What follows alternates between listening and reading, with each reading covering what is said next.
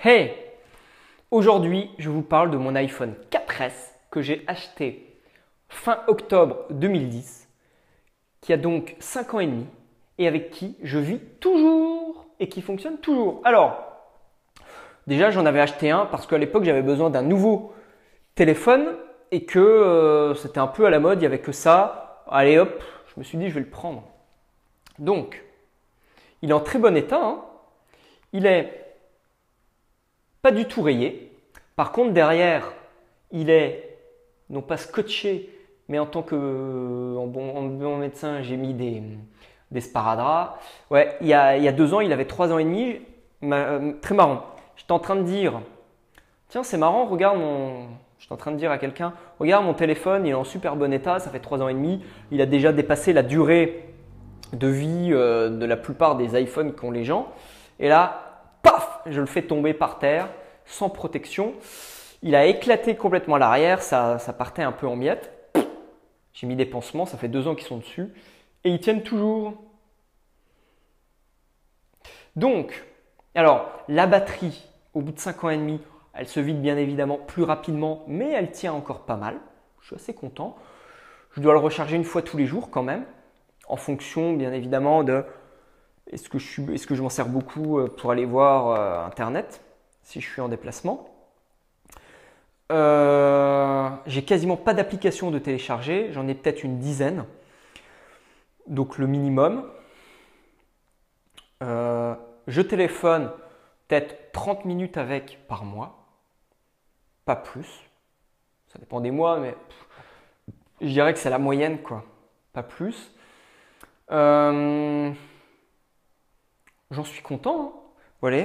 La protection, c'est une coque en silicone, là, le minimal. Enfin, elle est complètement déchirée, mais elle tient toujours. Ça doit être la troisième que j'ai. J'ai jamais trop investi dans une bonne coque, mais je m'en fiche. Elle tient même plus, quoi. Ça s'enlève facilement. Donc, c'était pour vous dire surtout que vous n'avez pas besoin d'acheter le dernier iPhone ou dernier smartphone, machin, je sais pas quoi, à la mode, parce qu'il sort. J'ai regardé le dernier iPhone 6S avec 128 Go de mémoire, plus grande taille, machin, il était à plus de 1000 euros, quoi. Faut être complètement taré pour s'acheter ça, quoi. Payer 1000 euros pour un téléphone, quoi.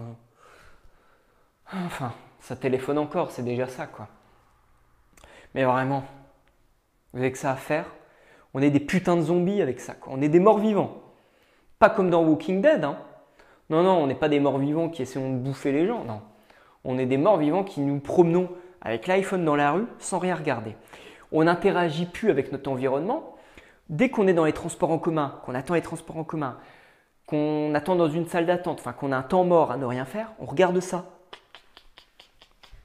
Mon téléphone. Putain, regarde où tu marches, quoi.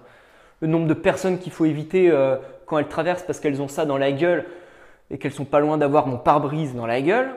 Non mais oh, le nombre de personnes que j'ai vu traverser la route, visser sur l'iPhone, et c'est le petit gamin de même pas 5 ans qui les arrêtait, ou qui pousse la poussette en regardant l'écran. Non mais, ils sont tarés les gens, quoi. Ils sont des putains de zombies, même plus capables d'interagir avec leur environnement, plus capables de regarder autour d'eux, ni regarder la nature, ni regarder la voiture, ni regarder le trottoir, ni regarder le passage piéton, ni regarder les gens, ni aller discuter avec eux. Mais putain, dans quel monde on est? C'est des fous les gens. Toujours visser là-dessus, quoi. C'est mon substitut de vie. Ouais. Je vis avec mon iPhone, quoi. Je peux pas vivre sans. C'est ma vie, quoi. Tu comprends? Il y a toutes mes photos, il y a ma musique, il y a tous mes mails. Ouais. D'ailleurs, donc je vous disais, il tient aussi parce qu'au niveau, j'ai optimisé pour que la batterie dure le plus longtemps possible. Donc j'ai diminué la luminosité quasiment au minimum, quasiment pas d'application. Il ne me propose même plus les nouvelles mises à jour depuis longtemps. Je suis toujours bloqué à l'iOS 7.2, un truc comme ça, alors qu'on est à 9.2 maintenant, je crois. Qu'est-ce qu'il y a d'autre? Donc je conserve quasiment pas de photos ou de musique dedans. J'ai quasiment rien de personnel. Voilà, donc je m'en porte bien mieux, hein. Si je pouvais, je me passerais d'un téléphone, mais vraiment, hein. Au niveau du forfait, j'ai un forfait à 10 euros que j'ai trouvé au CIC à un moment où ils faisaient une offre. Donc ça tombait bien parce que j'avais besoin d'un nouveau forfait.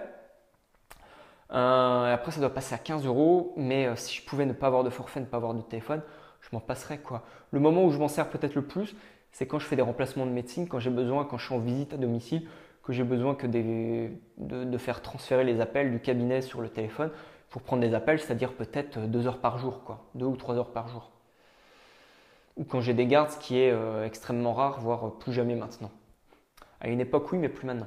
Donc, si je pouvais m'en passer, ou même, voilà. Donc, je pense que le jour où il tombe en panne, je ne sais pas si j'en rachète un, ou d'occasion, ou alors je reprends un tout vieux téléphone, quoi. Et je vivrai bien mieux sans iPhone, quoi. Ça m'évitera d'aller voir mes mails ou des applications. D'ailleurs, je vous conseille d'avoir le moins d'applications possible. Si vous pouvez, vous supprimez Instagram et Facebook de votre téléphone. Personnellement, je m'en sers que quand je suis en déplacement.